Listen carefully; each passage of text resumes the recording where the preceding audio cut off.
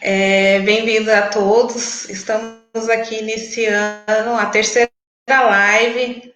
A coisa está preta. Eu me chamo Gilda Reis, preta, periférica, integrante do Grupo Raiz, voluntária da ONG O Caminho do Bem, voluntária da Rede Autoestima-se. O Grupo Raiz, ele é formado por psicólogos pretos e estudantes de psicologia pretos e pretas, né?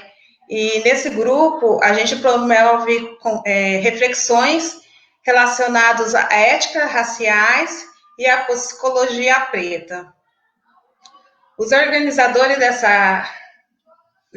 desse grupo são o professor Fábio Silvestre e a professora Eliana Francisco. Já vou deixar aqui os agradecimentos para depois, no final, eu não acabar esquecendo, né? Quero agradecer o coordenador do curso de psicologia, o professor Rodrigo Alves Linhares, e a coordenadora acadêmica Luciana Neves Aureliano. E todos vocês que estarão aqui presentes nos prestigiando. O tema de hoje é sobre violência domésticas, né, nesses tempos de pandemia. Contra a mulher, contra a criança, contra a adolescente, contra os idosos e toda a população LGBTQ+. A violência é qualquer ação ou omissão baseada no gênero que causa morte, lesão, sofrimento físico, sexual ou psicológico e dano moral ou patrimonial. Estamos na rede do Facebook e no Instagram e eu convido a todos vocês a estarem curtindo o grupo Raízes. Todos os sábados estaremos aqui às 19 horas com temas e participantes diferentes. Eu vou ler aqui uns recortes das notícias que a gente teve desde que iniciou a pandemia. O número de mulheres assassinadas pelos companheiros aumentou 41% no estado de São Paulo desde o começo da pandemia do coronavírus. Entre os meses de março e abril deste ano, foram 61 dias durante esses 2 meses e foram 61 femicídios, cada um em cada dia, né, durante 24 horas. 19 a mais que o mesmo período do ano passado. Essas informações são do repórter Lucas Jovino, da Rádio Bandeirante. No CREAS de Embu das Artes, eles receberam de março até a primeira semana de maio 40 novos casos relacionados a abuso sexual contra crianças e adolescentes. Essas informações eu obtive através da live da Secretaria do Desenvolvimento Social e da Secretaria da Educação de Embu das Artes. Em 12 de março, o número de aumentaram 83,33% durante o isolamento social, devido à Covid em Pernambuco, segundo o G1. A população LGBTQ+, com isolamento social, tem passado mais tempo em exposição de vulnerabilidade. A vivência intensa, por vezes violenta, com familiares que rejeitam sua sexualidade ou identidade de gênero. Desde que o isolamento social começou a ser adotado por conta da pandemia do Covid no Brasil, em março foram registrados 26 casos de assassinatos de mulheres trans e transvestis no país, de acordo com a Associação Nacional de Travestis e Transsexuais, que conseguimos esses dados. É um aumento de 13% em relação ao mesmo período do ano passado, segundo dados divulgados no dia 6 de maio, pelo Uber da Brasil.com. É um número muito grande e assustador, né? E isso tem nos entristecido muito diante de tantas violências que têm ocorrido em nosso país e no mundo todo. E hoje temos o prazer enorme de estar com a nossa convidada Andréa Arruda, mulher periférica, mãe, educadora popular, psicóloga e professora universitária, militante em direitos humanos, mediadora de conflitos, facilitadora de processos circulares e consteladora familiar. Venha conosco, Andréa. Oi, boa noite. Olá, tudo bom? Boa noite. Tá conseguindo me ouvir bem? Estou ouvindo bem. Soltou até fogo aqui, tá escutando? Olha que chique, você é poderosa mesmo. Ai, gente, eu queria agradecer o convite de vocês, né? Para mim é uma honra poder estar me aproximando, reencontrando vocês, e me sinto lisonjeada, honrada mesmo, de estar podendo contribuir com essa discussão sobre as violências que acontecem no âmbito doméstico. E aí você vai me dando as dicas, eu vou falando, você vai me perguntando, porque você sabe que se deixar, eu vou falar aqui 3 horas e não paro. Pode ficar à vontade, pode ir seguindo aí com os seus dados, com aquilo que a sua experiência, nos orientando como proceder diante desse isolamento, quando a gente presencia uma violência, quando a gente é vítima de uma violência, qual o procedimento que a gente tem que tomar, por caso, querendo ou não, acabamos ficando limitados em sair de casa, não é todos os lugares que está aberto. Como que você venha nos orientar assim, no papel de psicóloga social, por estar sempre por dentro desses assuntos? Então, eu acho que é bem bacana eu ouvi essa introdução, foi bem importante, né? A gente demarcar, né, que as violências, né, inclusive a violência doméstica, ela está escancarada, né, nesse período de pandemia. Não é que essa violência não existia, não é assim como as demais, mas a gente tem que pensar a violência doméstica também de um ponto de vista estrutural, né? Então, como você mesma disse, a violência doméstica, ela é caracterizada, né, eu até marquei aqui, né, como um membro em relação ao outro. Existe uma relação de poder, uma relação de opressão, uma relação de omissão ou negligência. E a gente tem que pensar, né, o grande desafio aqui nesse encontro é a gente pensar não só a violência doméstica direcionada, né, causada nas mulheres, que é, sim, gritante, alarmante, mas também, né, em relação aos idosos, às crianças, adolescentes. E eu queria pensar um pouco a live que aconteceu aqui na semana passada, né? A gente teve a presença da Jéssica, da Jessie, que trouxe uma fala muito importante que ficou reverberando enquanto eu estava pensando o que dizer hoje aqui para vocês, né? Por mais que nós tenhamos ações, né, de coletivos, de coletivas, no movimento social, a professora Vera, oi Vera! A Glaucia também passou uma mensagem dela aí dizendo que está com saudades. A gente tem que pensar, né, como a Jéssica nos convidou a refletir sobre isso, né? Uma das questões que a gente precisa deixar bem claro é a importância da gente fortalecer as políticas públicas.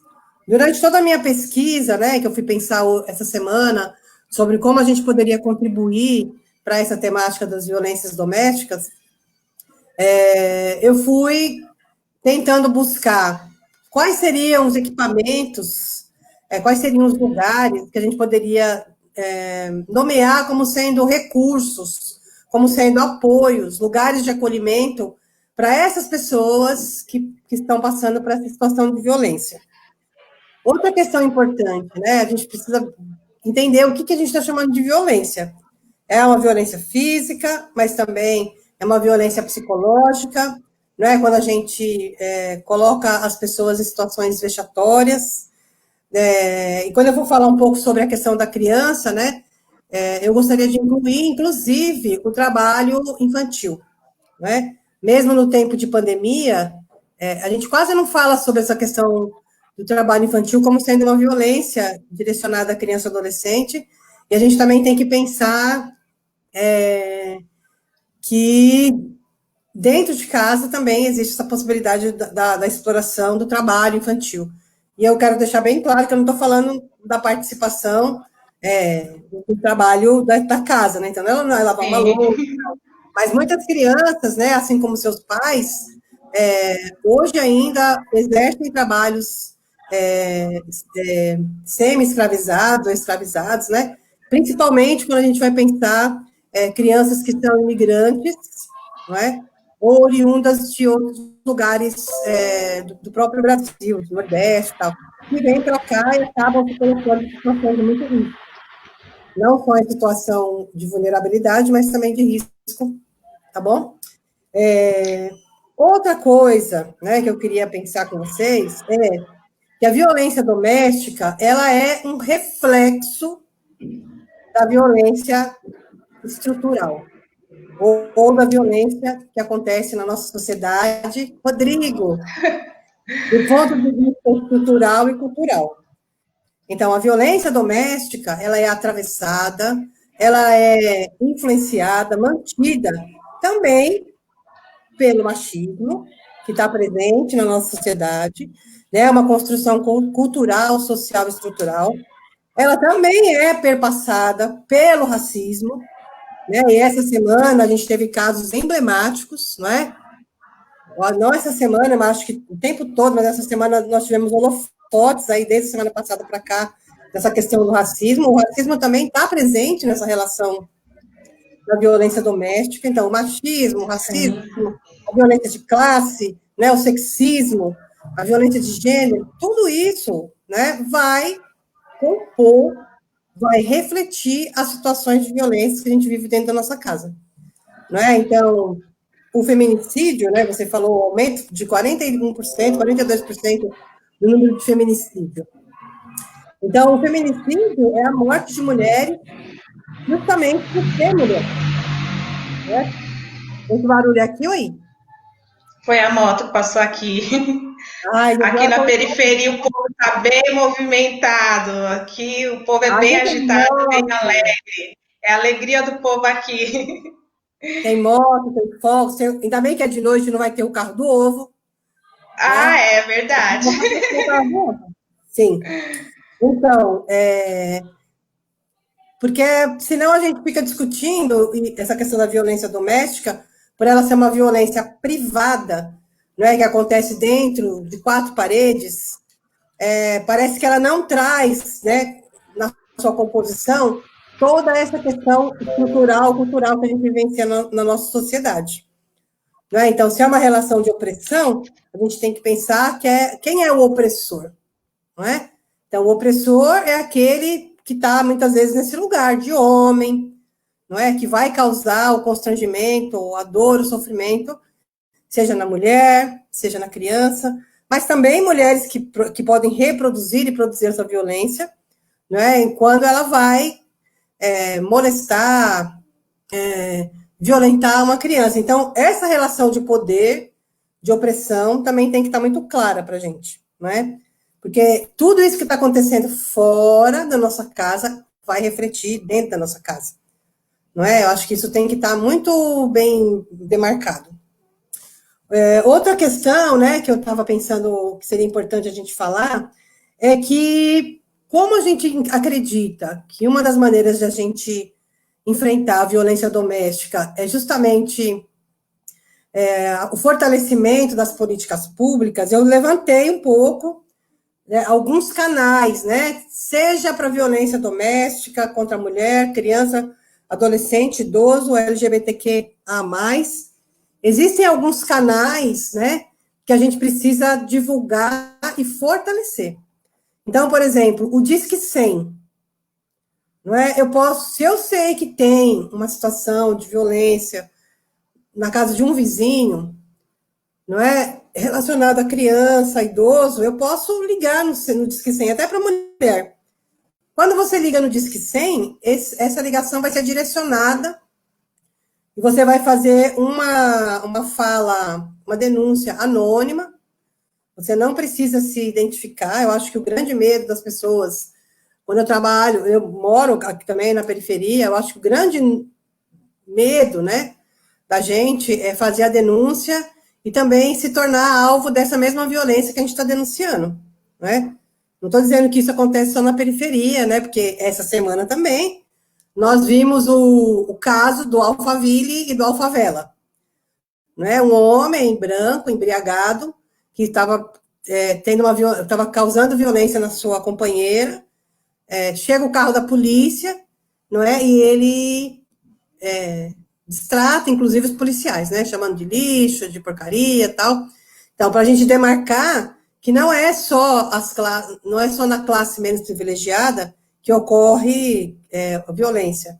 A gente não diz, são pobres, barraqueiros, né? Desinteligência doméstica, isso só acontece na classe social, né, nos pobres. Não, acontece em todas as classes e essa reprodução é sim influenciada por essa violência estrutural que a gente vive.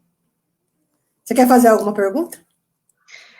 Eu quero, falar que, assim, foram dois casos no extremo, né? Um na periferia e outro numa classe alta. E os dois, assim, chocante, né? Uns acontecimentos que vêm esses últimos dias de uma forma gritante e muito triste. Eu, como preta, eu tenho sofrido muito, não porque, estão fazendo algo diretamente a mim, né, com a minha pessoa, mas estão fazendo com os meus irmãos. E isso tem sim, a gente do Grupo Raiz tem sofrido tudo junto, estamos esses tempos andando tudo de mão dada. Agradeço o Grupo Raiz por existir, inclusive você que ajudou a montar esse grupo, né? Somos muito gratos, porque é um grupo que realmente fortalece a gente, realmente dá voz a gente para se defender, para falar não chega, basta de violência. Quando falou da questão da violência racial dentro de casa, isso realmente é um fato. Quando eu já me reconhecia como preta, isso é lógico, assim, não tem como eu negar, assim, eu sempre me vi como preta, exatamente porque eu sempre fui discriminada, assim, na escola, sempre desfizeram de mim, assim, sempre tive uma dificuldade muito grande. Só que, assim, não foi só na escola, foi dentro de casa também, né? Só que eu só tive coragem de assumir o meu cabelo crespo, deixar ele solto, enrolado, quando eu entrei na faculdade. Foi com as suas falas, foi com tudo aquilo que eu ouvi dentro de sala de aula. Eu falei assim, não, realmente eu posso ser eu posso ser a Gilda original, né? Mas, assim, para mim cortar o cabelo foi muito difícil. Foi depois de uma constelação de qual eu participei, uma fala que eu vi, da gente ser a gente mesmo. Aí eu cheguei em casa cansada, deitei, na hora que eu levantei, falei assim, não, eu vou cortar meu cabelo. Mas foi um choque para os meus. Eles não queriam. Se eu acordar, do jeito que eu acordo com o meu cabelo, se alguém chamar na rua, eu vou para a rua, vou atender portão, recebo carteiro. Hoje participei de reunião toda descabelada e é isso. Hoje eu posso dizer que eu estou forte, que eu me aceito, que eu me amo e que eu me acho bonita. Só que teve várias falas que eu tive que lutar contra, entende? Que eu tive que me impor. Hoje em dia eu não ouço mais nada, né? Porque eu consegui o respeito dentro de casa. Mas e quantos que não conseguiu ainda, né? Então, e uma coisa que a gente estava conversando antes de ir para o ar, gente, também estou morrendo de saudade de vocês, viu? Demais, ó, fiquei muito emocionada com a sua fala, viu, Gilda? Hoje mesmo eu estava discutindo, conversando com os professores, né, numa reunião antes da nossa live, e para a gente enfrentar todo e qualquer tipo de violência, inclusive a violência doméstica, é muito importante que a gente tenha fortalecida a nossa identidade. Então, saber quem a gente é e o que significa ser mulher na periferia, o que significa ser uma mulher preta na periferia e ser uma mulher preta no Brasil, não é? Quais são as implicações disso? Então, o que significa ser criança? A gente tem todo um aparato legal, né? A gente tem leis que vão implementar as políticas públicas, então a gente tem o ECA, a gente tem a Lei Maria da Penha, a gente tem o Estatuto do Idoso, a gente tem, né, o Estatuto que vai falar sobre os direitos LGBT, mas só a construção legislativa, né, só a construção de leis, né, a promulgação de leis, não vai garantir a efetivação desses direitos. Então, são coisas que vão acontecendo ao mesmo tempo. A gente precisa, sim, de leis, precisa de políticas públicas, mas a gente precisa proporcionar esse tipo de debate, né, seja ele na escola, seja ele em lugares como essa rede social. Já vou responder a sua pergunta, viu, Simone? Até anotei aqui. Fortalecer as pessoas, né, faz com que a gente encontre o nosso lugar. Não é? É muito importante a criança saber que ela é um sujeito de direitos, não é? Eu me recordo que eu trabalhei muito tempo, 15 anos na escola pública, e a gente teve uma palestra de uma conselheira tutelar, e ao final dessa palestra, algumas crianças pediram para conversar com a conselheira, porque elas entenderam que o que acontecia com elas em casa era violência, e que elas gostariam de denunciar seus pais, os seus padrastos, seus avós, né? Porque a gente sabe que a violência que acontece contra a criança e adolescente, na sua maioria, ela é causada por pessoas do âmbito familiar ou de pessoas muito próximas, não é? Então, olha a importância, né? A gente estava falando sobre isso antes de começar, né? Esse aumento da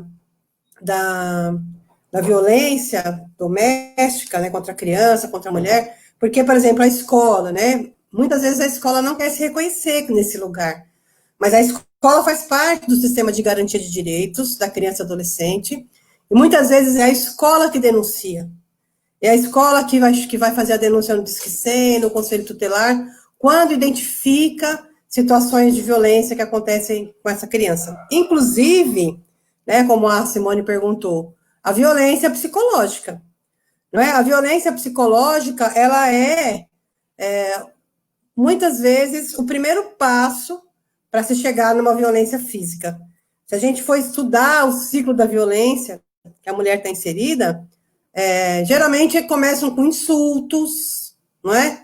Com a diminuição dessa autoestima. Ah, você é burra. Se você não ficar comigo, você não vai ficar com ninguém, porque você é feia, você é gorda, você é preta, não é? Esculhamba a mulher, destrói a autoestima, em seguida vem, né, muitas vezes, a violência física. E a violência psicológica, ela causa, assim, um trauma, cicatrizes, e se a gente não cuida disso, isso vai se tornar sintomas, não é? Esses sofrimentos se tornam sintomas, e se torna um adoecimento, não é? E faz com que essa pessoa se torne também uma pessoa violenta, essa violência pode ser voltada para ela mesma, ou ela pode ser direcionada para outras pessoas na sociedade. Então, o aumento de crianças e adolescentes que estão se automutilando. O que é essa automutilação? Né, as crianças estão gritando para a gente que algo está acontecendo. Muitas vezes está relacionado com uma violência que acontece dentro da casa dela. Mas a gente ouve a criança chorando, por que a gente também, nós, né, a nossa sociedade, também reproduz a violência quando a gente chama de ética da violência, quando a gente justifica a violência. Não é? Por exemplo, se você sofre violência e você fala, o cara assediou, né, o padrasto da Gilda assediou ela em casa. Aí, mas também, olha como a Gilda se veste, olha como a Gilda se comporta. A Gilda vai no Rubão. E aí chega em casa, né, rindo. Adoro. Para relembrar os velhos tempos, né? Então, Né, saudades. Todas essas questões que também nos permeiam, né?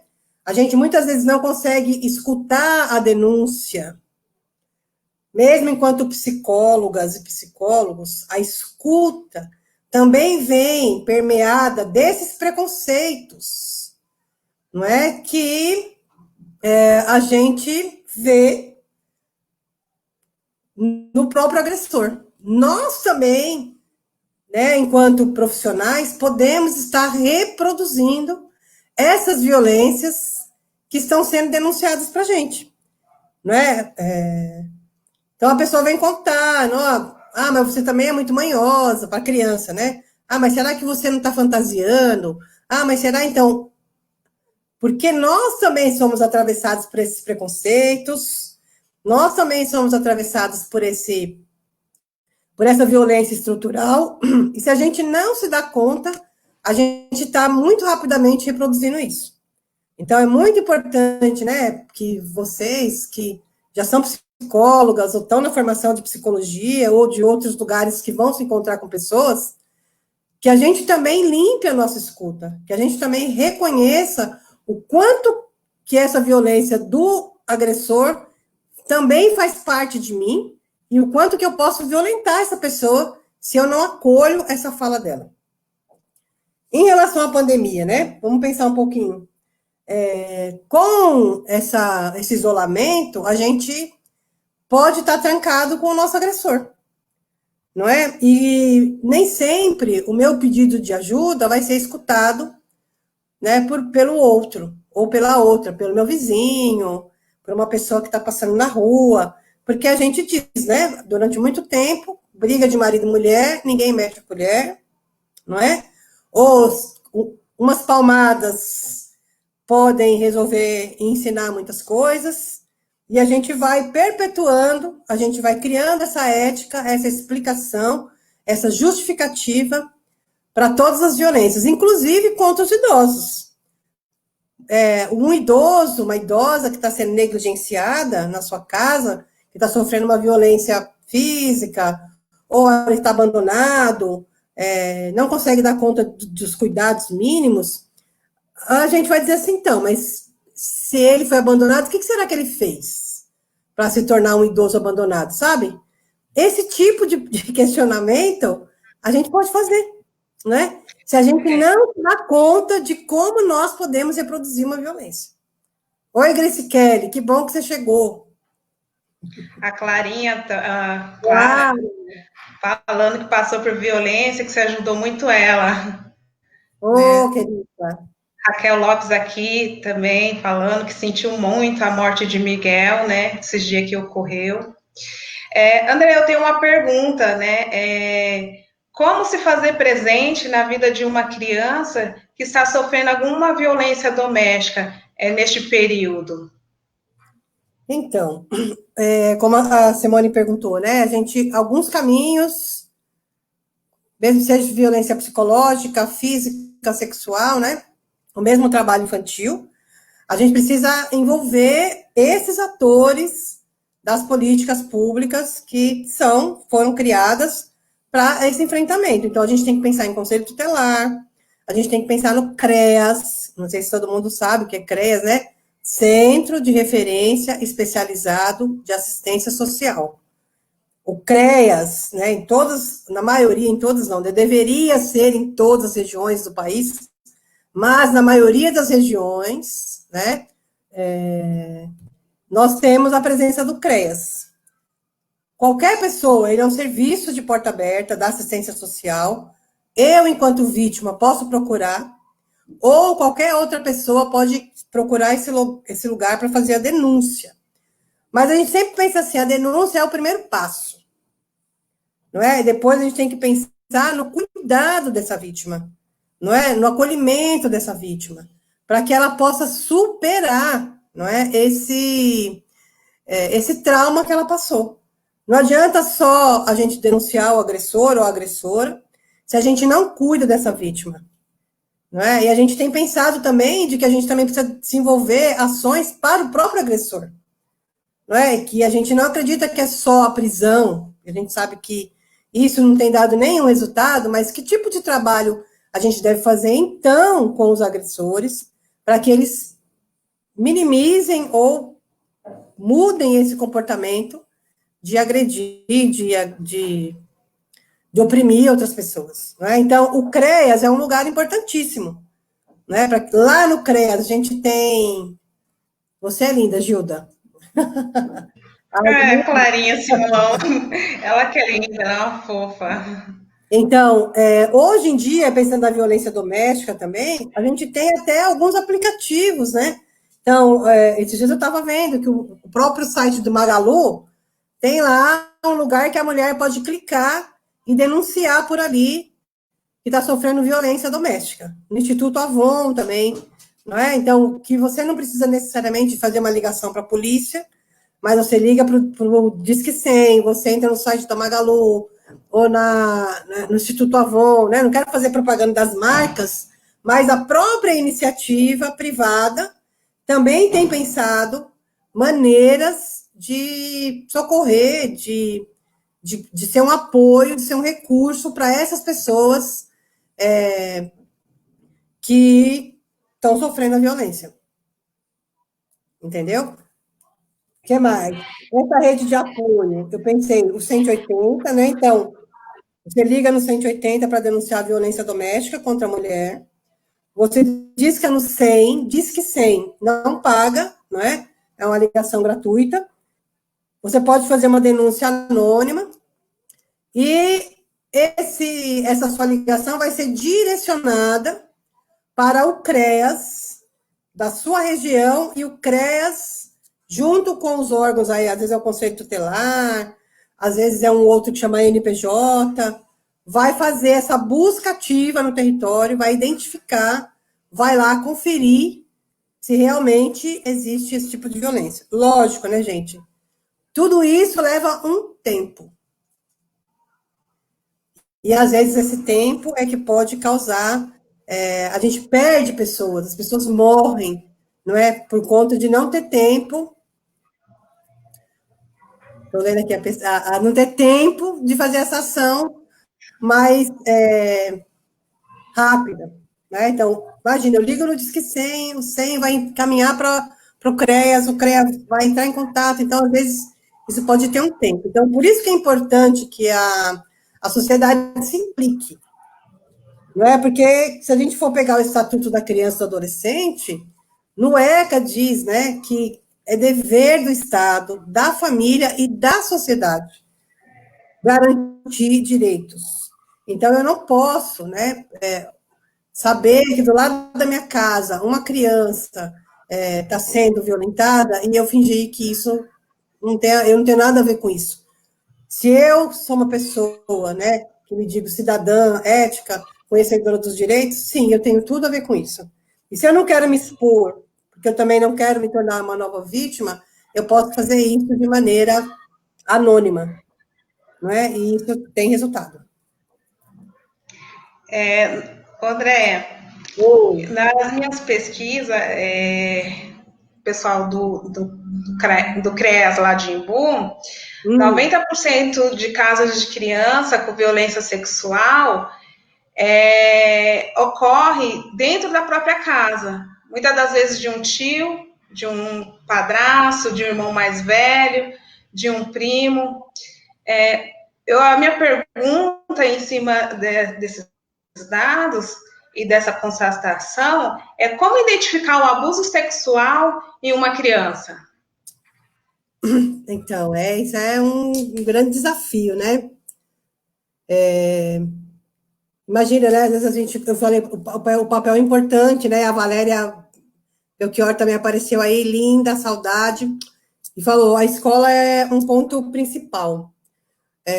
A criança, o adolescente que sofre violência, ele tem uma alteração no seu comportamento, não é? A mutilação, como a Sônia está falando. Então, às vezes a criança é muito agitada e ela fica recolhida, ou muito pelo contrário, saudades do Rubão também, Divina. Ou muito pelo contrário, né? A criança era uma criança muito retraída, tranquila, tal, na sala de aula, e ela se torna uma criança agressiva, violenta. Então, as mudanças comportamentais, elas são, muitas vezes, pistas, mas nem sempre a gente consegue perceber. Nem enquanto professora, tá? Porque, geralmente, nas escolas públicas, nós temos uma média de 35 a 45 alunos na sala de aula. Isso no ensino fundamental e médio, e na universidade não é muito diferente, né? A gente tem muita gente. Então, como é que é você prestar atenção em todo mundo? Então, exige muito do professor também, não é? Às vezes a criança, uma coisa que eu aposto muito é a nossa relação, esse vínculo afetivo e de confiança que a gente estabelece com os nossos alunos e alunas. É um risco também, né? Porque muitas vezes, né? A Valéria é professora, ela sabe disso. Os alunos, quando eles confiam na professora, eles contam. E isso pode ser, sabe, aquele jogo de batata quente, aquela brincadeira. Chega uma denúncia na tua mão e aí você faz o que com isso? Não é? A gente conversa com a direção, fala com a coordenação, qual é o próximo passo, vamos no conselho. Então, mas é muito importante, não é? A gente tá atento, tá de olho, em casa também, né? Eu já atendi casos de criança, por exemplo, que tentaram suicídio com 12 anos, 10 anos, e às vezes a mãe diz assim, mas eu não percebia, né? Eu não tinha visto nada. E quando a gente vai fazendo, né, o processo psicoterapêutico, a gente vai vendo todas as dicas que as crianças foram dando, de que alguma coisa não ia bem, e a gente não foi capaz de perceber. E eu não quero culpabilizar, não é nem a mãe, nem a professora, nem ninguém, porque a gente também vive, né, uma dinâmica social que muitas vezes não é só a pandemia. A pandemia, eu acho que ela nos colocou dentro da nossa casa e nos isolou daqueles que estão lá fora. Mas a gente está muito isolado dentro da nossa casa, né? Às vezes a dinâmica de trabalho, de escola, de internet, cada um na sua, nem sempre a gente consegue prestar atenção no comportamento, na fala, na expressão dos nossos próprios filhos e filhas, né? Então, é muito importante a gente estar presente. Oi, Jessie, que bom que você chegou. Já usei tua fala, inclusive, na semana passada. Grata por você estar me prestigiando também. É muito importante essa questão do vínculo. Você sabe disso, você foi minha aluna. Eu sempre prezei muito por isso, né? Se vincular, construir uma relação de confiança, porque isso pode ser um canal para que as pessoas possam se expressar e a gente construir um caminho possível para que essa violência seja minimamente interrompida. A Rosana pediu para a gente falar um pouco sobre a questão do agressor, não é? Eu falei um pouco sobre isso, muito rápido, mas assim, não tem como a gente sempre pensa muito na vítima, não vou dizer sempre, não da maneira adequada, eu acho que poderia ser bem melhor, né, esse cuidado com a vítima, mas a gente também precisa começar a pensar em programas, né, eles são muito tímidos hoje em relação ao agressor. Tanto o agressor, né, Maria da Penha, quanto aquele que causou uma violência sexual, psicológica, com uma criança. Essas ações são muito tímidas, mas também se a gente não interrompe, a gente tem que interromper o ciclo, protegendo a vítima, mas também a gente tem que pensar em ações para cuidar, para repensar essa ação do agressor. Visto que o encarceramento em massa, em nada tem resolvido, que a gente está presenciando cada vez mais o aumento da violência e o aumento do encarceramento. Então, se o encarceramento em massa fosse a solução, nós teríamos uma sociedade sem violência. Então, a gente viu que não é esse o caminho. Então, quais são os caminhos, né? Acho que a gente está nessa pegada também de pensar essas ações. Mais alguma coisa? Pareceram algumas... Sim. A Raquel Lopes passou uma pergunta dela, você explicar um pouquinho para nós, como fazer em um relacionamento abusivo? Então, primeira como sair dele, né? Eu acho que Primeira ela quis dizer coisa isso, né? é você identificar que você está no relacionamento abusivo. Acho que esse é o grande X, né? Às vezes eu percebo que uma amiga tá, ou uma amiga percebe que eu tô, e eu tô achando que eu tô, né? Não tô num relacionamento abusivo. Então, muito complicado, né? A gente romper um relacionamento abusivo por conta dessa questão da própria identificação do que é machismo, não é? Então, essa coisa do ciúme, é o cuidado, ele tem muito ciúme, não quer que eu use essa roupa, ele tem muito ciúme, não quer que eu saia com as minhas amigas. Então, a gente já começa a perceber que tem algumas ações aí que não são bacanas, não é? Mas como que a gente pode ajudar ou contribuir? Como teve uma pergunta aí atrás, né? Como é que a gente pode pensar em situações de transformação? Um lugar de transformação, gente, é a escola, não é? A escola precisa se implicar com isso, né? Embora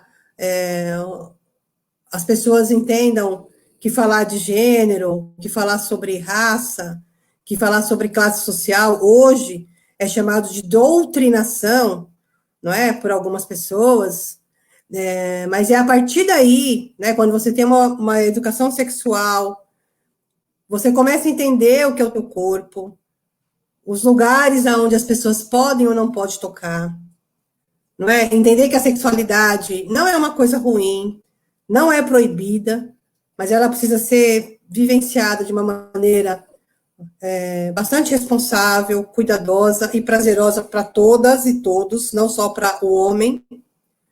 Então, esse tipo de conversa, que parece que é doutrinação, incentivo para que as pessoas saiam por aí, exercendo a sua sexualidade, que todo mundo vai virar gay, que todo mundo vai virar lésbica, todo mundo vai virar quenga. Então, essas são maneiras que a gente tem, não é, de começar o processo de transformação, porque daí eu falo, meu, isso é um relacionamento abusivo. Agora, se a mulher está num relacionamento abusivo, ela está sofrendo violência doméstica, física, sexual, psicológica. A gente tem alguns equipamentos, não é? Na assistência social, que fazem o acolhimento dessa mulher. Centro de referência da mulher, então a gente tem um aqui no Capão Redondo, a gente tem o CDCM, que é o Centro de Defesa, deixa eu colocar, CDC, até são muitas siglas, né? Então, Centro de Defesa, né, da Mulher, acho que é acolhimento da mulher. Esses centros, CDCM, ele vai ter um apoio psicológico, a mulher vai ter um apoio psicológico, vai ter um apoio jurídico e vai ter um apoio da assistente social, para que ela possa entender, né? Entender que ela vive um relacionamento abusivo e que ela pode contar, inclusive com outras mulheres, para romper esse ciclo. Mas, de novo, exige da gente uma escuta muito qualificada. Porque eu posso receber no meu consultório ou na minha sala de aula uma fala de uma mulher, de uma criança, de um jovem, dizendo que sofre violência, mas se esse preconceito está arraigado em mim, eu posso desqualificar essa queixa.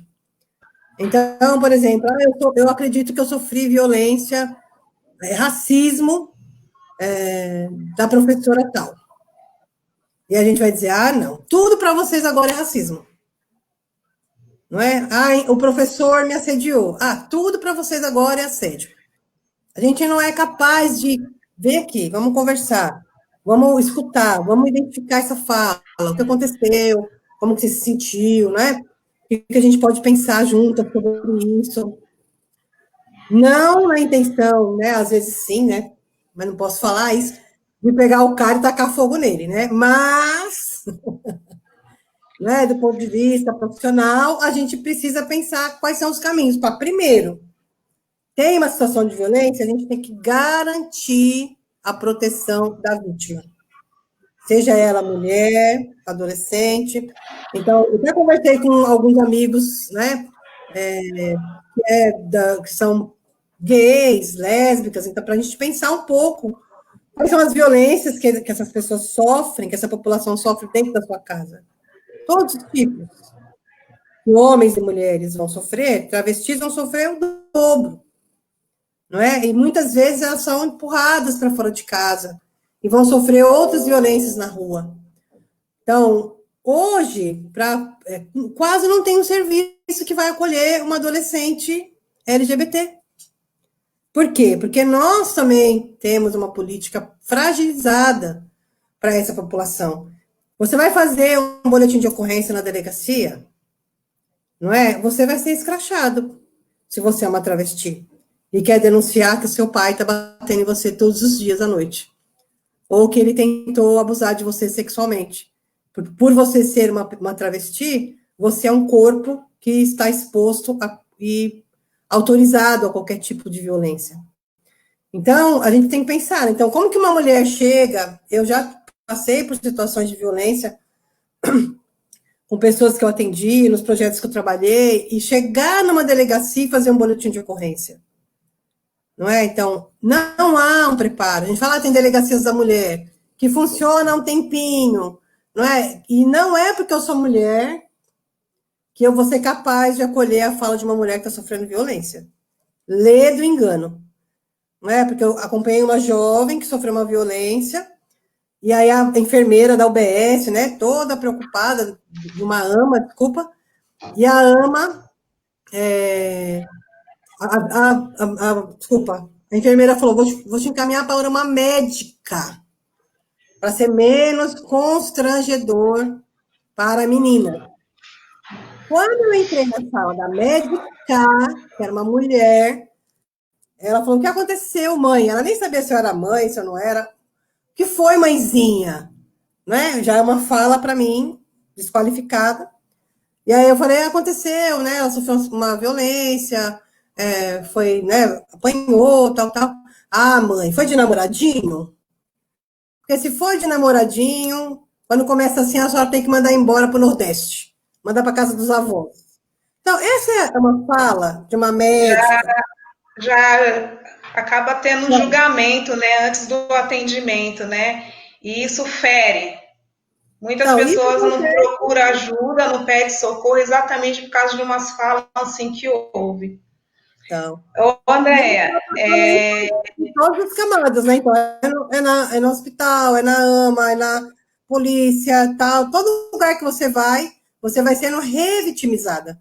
Isso não é só a mulher, isso é quando chega uma criança, isso é quando chega um idoso ou uma idosa, né? Às vezes o idoso ou a idosa traz um pouco mais de comoção, né? Então, a gente precisa também repensar o nosso lugar, né? Enquanto operadoras, né? Enquanto pessoas que estão aí, atoras de políticas públicas nos territórios que a gente vive. E as políticas públicas foram criadas justamente para isso, para garantir a equidade social, não é nem a igualdade, né? A equidade, garantir direitos e cuidados e proteção. Desculpa. Andréia, nosso tempo já está ficando tão curto, passou tão rápido, mas eu gostaria que você falasse um pouquinho do caso Miguel, que atravessou a nossa alma, né? Essa dor de uma mãe que teve que ir trabalhar para trazer o alimento para casa e acaba perdendo seu filho. Eu acho que o caso Miguel, ele escancara, né, o racismo estrutural que a gente vive no Brasil, mas há um tempo atrás, eu acho que mais ou menos uns 5, acho que o tempo está passando tão rápido, acho que uns 8 anos atrás, a gente estava fazendo, 5, 8 anos atrás, uma pesquisa, né, sobre a questão do racismo estrutural e o genocídio da população pobre, preta e periférica. A gente estava fazendo um movimento no Jardim Ângela, e em quase nenhum, ou acho que em um documento oficial, que era na CPI do genocídio, que a gente lia essa palavra, racismo estrutural, de que essas pessoas estão sendo mortas, sim, por conta da sua cor de pele, por serem negras. Então, se a gente não assumir, né, porque a gente acha que lá nos Estados Unidos, olha como eles são racistas nos Estados Unidos. Olha o que eles fizeram com o nosso irmão, com o Floyd. Com o Floyd, o que a gente faz aqui? né? Com George Floyd. O que a gente faz aqui? Todos os dias a gente vê pessoas sendo mortas por serem pretas. E a gente não é capaz de se comover. Por quê? Qual a diferença? Será que a vida dos nossos vale muito menos? Então, é o que aconteceu no caso Miguel. Então, é uma mulher que se propõe, né, a fazer um trabalho doméstico, e a maioria das mulheres que estão nesses lugares são mulheres pretas, sim. Então, a gente já tem que perguntar, por quê? A maioria são mulheres pretas, porque elas ainda estão nos lugares reservados para as pessoas que foram escravizadas. Assumir isso dói, porque a gente não quer se reconhecer quanto racista. Não é? Então, mas como assim? Não é? Um cachorro é mais importante que uma criança. Não que eu não gosto de cachorro, eu tenho um cachorro, amo meu cachorro, mas ele até levantou a cabeça assim para, né, porque ele já ficou preocupado. Mas a gente tem que pensar nisso, né? Então, e aí a gente vai ver esse racismo na relação da patroa com a empregada, a gente vai ver esse racismo na relação da polícia com quem é a culpada desse caso, não é? Porque ela é culpada pelo que aconteceu com a criança. Então, por ela ser branca e rica, é um tratamento. Então, o nosso judiciário, ele é racista, não é? A gente tem que pensar, nossa escola pode produzir vários tipos de racismo, é velado, né? Como está dizendo a Fernanda. Sim, como diz a Fernanda Souza, né? Enquanto a gente não explicitar e assumir isso, é quase impossível a gente fazer uma transformação. A partir do momento que a gente toma consciência do que está acontecendo, nomeia, a gente é capaz de pensar mudanças estruturais, não é? Estruturais. Essa mudança, esse comportamento racista dessa mulher é o comportamento racista da maioria das pessoas da nossa sociedade. Não assumido, velado. Né? Porque eu não fico vendo essas coisas, porque senão vocês sabem como que eu sou. Né? Eu já agarro um ódio, já me dá uma palpitação muito louca. Então, mas eu fui ler 2 ou 3 comentários, a pessoa já falou assim, mas por que a mãe não levou o filho para passear com o cachorro?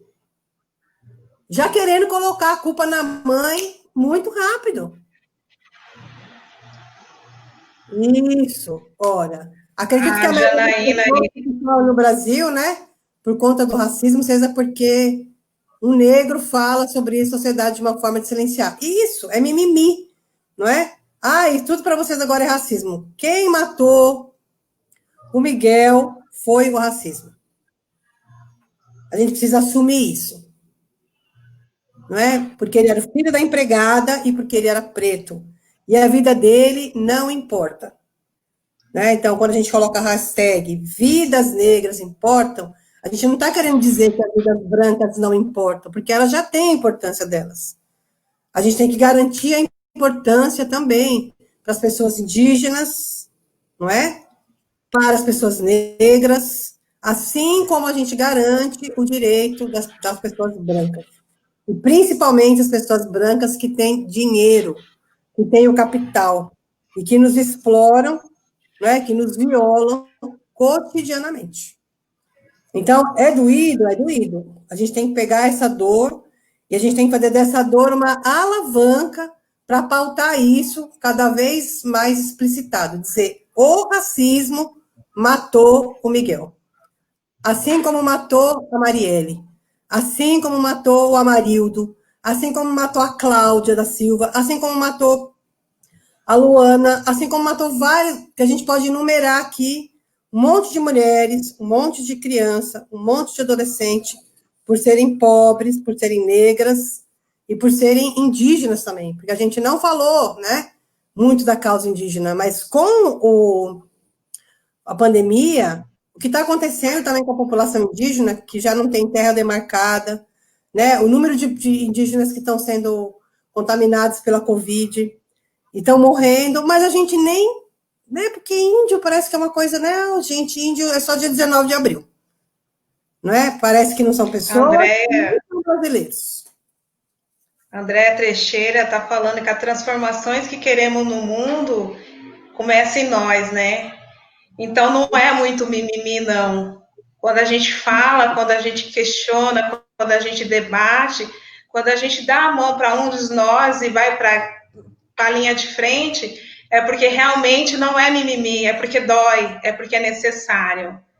E se lá Mimimi, fora acontece mais né? movimentos do que aqui no Brasil, é porque a gente ainda tem medo. Eu sinto medo. Só que assim, eu não posso me dobrar ao medo, né? Então, Andréia, mimimi é a dor que não dói em você. Então, por isso você chama de mimimi, porque dói no outro, não é? Agora, outra coisa importante, a gente precisa ficar juntas e juntos. Quando a gente sabe quem a gente é, a gente falou um pouco sobre isso no grupo que eu estava anterior. Quando eu sei quem eu sou e qual o grupo que eu faço parte, inclusive eu estou falando de classe, de raça, de gênero. Quando eu sei quem eu sei de que lado eu quero estar. E eu não quero estar do lado da mulher que aperta o botão do elevador para uma criança sair por aí perdida. Eu não quero estar do lado daquele que puxa o gatilho. Eu não quero estar do lado daquele que pisa no pescoço de ninguém. Por quê? Né? Porque aquele e aquela são meus irmãos, são pessoas como eu. Mas se a gente não parte, né? Então, ó, racismo mata um jovem negro a cada 25 minutos. Enquanto a gente estava aqui na live, 4 jovens foram assassinados, não é? 3 jovens foram assassinados. Quantos vão precisar morrer mais para a gente dizer sim, somos racistas? Não é? E aí a gente precisa se dar conta disso. sim. Deixa um recado aí para a galera em questão da violência que está ocorrendo com os idosos também, né? Porque é um momento muito difícil, né? Os nossos idosos estavam acostumados a estar livre, a ir, vir na hora que quisesse, né? A sair na rua, a não receber ordem. E hoje em dia, nós filhos, nós netos, estamos, não, você não vai sair, você não pode, isso, aquilo, outro. Isso, pelo menos com os meus, tem criado uma irritabilidade muito grande, né? E demanda muita paciência, né? A gente precisa saber como falar com eles, tentar orientar de uma forma carinhosa, né? Eu sei que realmente aquela fala que você falou no começo, muitas das vezes não fomos recebidos com amor e carinho, né? Mas devemos sim o respeito aos nossos mais velhos e não violentar. Não é porque os meus antepassados foram bravos comigo que eu tenho que hoje devolver com a mesma braveza, né? Deixa um recado aí para a galera. Olha, gente, é como eu falei, né? A política direcionada para a pessoa idosa é uma das políticas mais frágeis aqui no Brasil. Em São Paulo, hoje, se a gente precisar abrigar um idoso, uma idosa, colocar no serviço de acolhimento institucional, é quase impossível, não é? A gente precisa pensar, nós somos uma população que estamos envelhecendo, não é? E como é que a gente vai fazer com os nossos idosos, né? Acho que a pandemia está nos provando isso, como é que é. Então, muitos idosos e idosas participavam de grupos, né, que são oferecidos pela assistência social, que é o núcleo de convivência do idoso, que tinha todo aquele envolvimento, dançava, fazia atividade física, cultural, passeio, tal, que é um direito para esses idosos, que hoje com a pandemia não acontece, porque eles são grupos de risco que não podem sair, e eu acho que o diálogo, né, o entendimento, se colocar no lugar do outro, entender como é difícil para você e para o outro também não é? Essa história de fazer esse deslocamento, se colocar no lugar do outro. E como você falou, né, a minha mãe, quando ela me recebeu aqui, talvez ela não teve a condição de fazer a reflexão que hoje eu posso fazer, não é? A minha mãe não teve acesso ao ensino superior, ela não participou de coletivos feministas, ela não teve acesso à discussão sobre racismo. Então, eu que tive, eu posso, inclusive, ter uma postura didática com os meus, não é? E não é porque eu falei, mãe, você não vai sair, que ela não vai sair, né? Porque a minha sai. E a gente fica brava. Mas, assim, até dizer da importância que essa pessoa tem para nós. Por isso que a gente quer o bem dela, não é? E fiquem atentos, né? Escutem, olhem, ao seu redor, não é? Às vezes a gente está tão preocupada com o que está acontecendo lá fora, e a gente tem pessoas do nosso lado sendo violadas e violentadas, e a gente não faz a mínima questão de ajudar, não é? Então, vamos ficar de olho nos nossos também. Os nossos estão Ai, atendidos. nosso tempo está acabando. Temos que ir despedindo, Oh, gente, né? Mas tá tão gostoso, que pena que está acabando. Eu quero agradecer a todos que acompanharam com a gente, que mandaram as mensagens, né, ao Grupo Raiz. Agradecer a todos em geral. Você, Andréia, muito obrigada. Você sempre muito presente na nossa vida, além de uma instituição, além do papel de psicóloga, né? Hoje em dia podemos dizer que você é nossa amiga. E ganhamos muito por ter você. muito obrigada. Também queria agradecer a presença de todas, todos. Como eu disse, para mim é sempre importante estar perto de vocês. Esse carinho, esse respeito é recíproco. E eu sempre deixei muito claro para vocês que a nossa relação transcende os muros institucionais, né? Nós estamos aqui juntas e juntos para trilhar o melhor caminho aí para os nossos e nossas, para a nossa sociedade, né? Para a diminuição, para o enfrentamento de toda e qualquer violação e violência que o nosso povo está sofrendo. E saudade de vocês, viu, gente? Ai, nós também sentimos muito a sua falta, né? A galera fala sempre em ti. Não sei se sou orelha queima, mas a gente fala sempre, sempre. Foi um amor construído em base de muita verdade, né? E sentimos muita saudade. Eu também. E agora vamos fortalecer o Grupo Raízes, vamos curtir essa página no Face, vamos divulgar para os nossos amigos, para as nossas amigas, minhas irmãs estão aí, tudo que eu paguei cachê para me acompanhar, ó, um beijo. Vamos divulgar o Grupo Raízes, fortalecer, tem uma agenda super bacana. Eu acho que a gente pode ocupar as redes sociais, sim, para fazer esse tipo de debate, para esclarecer, para fortalecer, para contribuir para o nosso povo. É isso que a gente precisa, ocupar esses espaços de debate para trazer informação para os nossos. Sim. E semana que vem tem mais, Foi no mesmo fantástico, viu? horário. Oi? Você foi fantástica, viu? Ai, muito obrigada. Do seu lado todo mundo brilha. Muito obrigada. Sábado que vem temos mais, com novos participantes e novos intermediários. Obrigada, gente. Um beijo.